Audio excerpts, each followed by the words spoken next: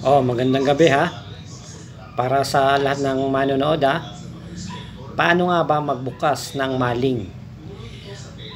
Ang video na to ay isang tutorial ha. Para makapagbigay kaalaman sa ating mga kababayan. Pati sa mga ibang bansa rin na nahihirapan kung paano ba ito buksan. So, turuan ko kayo, madali lang yan ha. Unang-una, tignan nyo muna yung likod.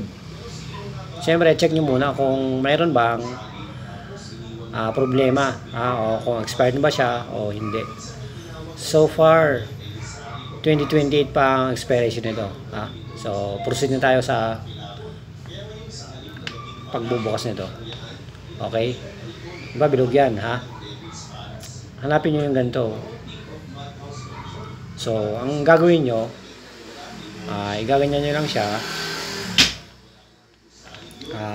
tatas nyo lang siyang ganyan, papatayo nyo.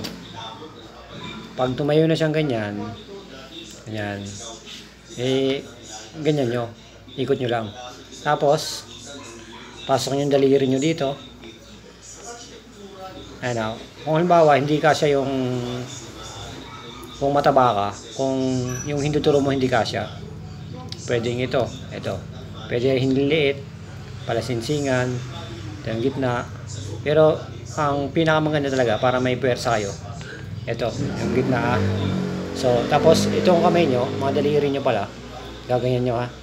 Tapos itong isa naman, dapat nakaganyan siya. So, bilang na kayong tatlo. Kahit huwag ka na pala magbilang.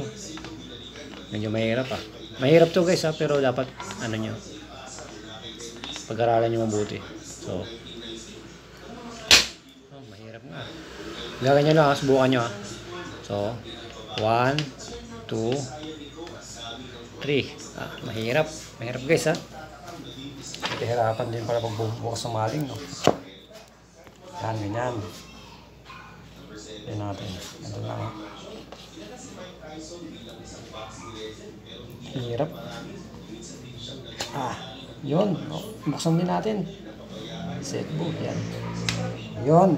Okay na, nakita na, di ba? So, sana ang video na to ay nakatulong sa inyo.